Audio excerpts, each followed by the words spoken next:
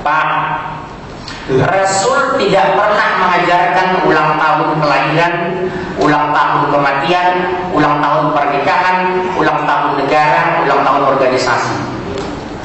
Itu mentashabbaha biqaum fahuwa minhum. Barang siapa yang menyerupai suatu kaum, kamu sama dengan mereka. Yang melaksanakan itu orang Nasrani. Jangankan ulang tahun pribadi yang pakai lilin. Islam itu ilmiah. Coba lihat betapa bodohnya orang-orang kan. Sudah dipasang lilinnya, baru ditiup. Untuk ditiup kenapa dipasang? Kan kelihatan bodoh. Pasang lilinnya, tiup lilinnya. Yang kedua, tradisi minta panjang umur. Tidak ada doa minta panjang umur, yang ada berkah. Karena yang suka minta panjang umur, pertama jin, kedua iblis. Makanya jin itu umurnya 1500 tahun, 2000 tahun. Iblis itu sampai hari kiamat. Jadi Islam tidak minta panjang umur, tapi berkah. Biar kaya tapi berkah, daripada miskin tidak berkah. Betul ya Pak? Yang kita minta apa? Apa? Ilman nafi'an, ilmu yang bermanfaat. Rizqan thayyiban, rezeki yang baik. Wa amalan mutaqabbala, amal yang diterima. Karena amal itu rusak karena dua sebab. Pertama syirik, kedua bid'ah. Itu kan doa kita. Ilmu yang bermanfaat. Ada orang pintar tapi hancur. Ada orang gila, profesor, doktor, hafal Quran, ngerti hadis, tapi mereka neraka. Karena apa?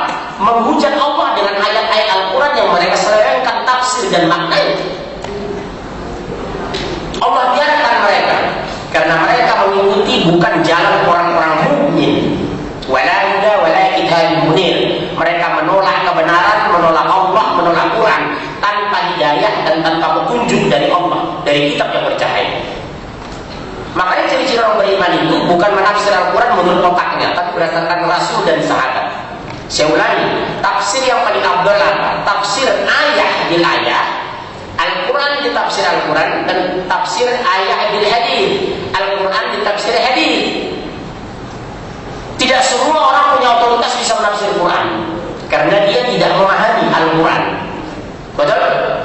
Nah, kemudian digantilah istilah ulang tahun milad. Masjid ada miladnya, orang ada milad ke-70.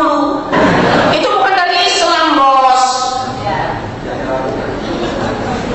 Ada lagi doa awal tahun, akhir tahun. Kenapa tidak ada doa awal tahun, akhir tahun? Karena sepanjang gerakan kita berdoa.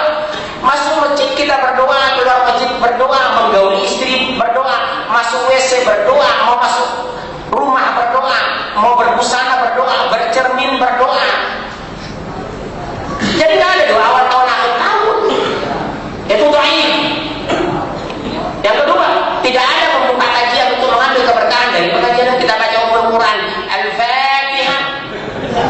Itu tidak ada hadisnya. Yang ada adalah pekerjaan baik yang tidak dimulai bismillah kata Rasulullah, keberkahannya tidak sempurna. Itu hadis. Artinya sepanjang perbuatan itu tidak menyimpang dari Al-Quran dan Sunnah, bacalah bismillah. Tapi haram memakai bismillah untuk melakukan dosa dan maksiat. Misalnya ada laki-laki mau berzina, bismillah, haram. Mencari uang dengan cara yang haram, hukumnya haram. Bersedekah dengan uang haram, hukumnya haram. Mengkritisi orang dengan cara begini, hukumnya haram. Betul ya Ustaz? Beliau ini dari Demokrat, saya lihat bajunya ini, subhanallah. Makanya saya sengaja saya pakai warna merah supaya berani saya. Jadi nggak boleh. Kita sampaikan kepada orang, tidak ada. Cuma saya susah membicarakan mengangkat ini sebagai topik sentral. Karena apa? Oknum-oknum ustadz di luar masih dilihat di televisi, oknum kiai masih dilihat di pesantren. Betul. Mereka anggap enggak apa-apa. Padahal buka Al-Quran surah 24 ayat 51, 24 51, 24 51. Buka itu dalilnya Pak. 24 51 An-Nur.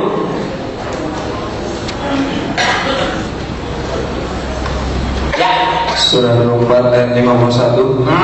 Hanya ucapan orang-orang mukmin yang apabila mereka diajak kepada Allah dan Rasulnya agar Rasul memutuskan perkara di antara mereka, Mereka berkata, kami mendengar dan kami taat, dan mereka itulah orang-orang yang beruntung. Itulah Bu, hukum dari Allah dan Rasulnya. Di luar kebiasaan Allah dan Rasulnya jangan ikuti, karena hukum Islam sudah sempurna. Selesai, gampang. Jadi jangan ada berdalih kata guru saya, kata kiai saya, kata ustaz saya. Al-Quran diturunkan kepada Allah, bukan kepada kiai, bukan kepada saya, bukan kepada Jepri, bukan kepada Mama Dede. Al-Quran turun kepada Rasulullah. Sempurna menerima Al-Quran, memahami Al-Quran, mengimani Al-Quran, mengamalkan Al-Quran, dan mengajarkan Al-Quran. Siapa itu? Rasulullah Muhammad sallallahu alaihi wasallam. Jelas?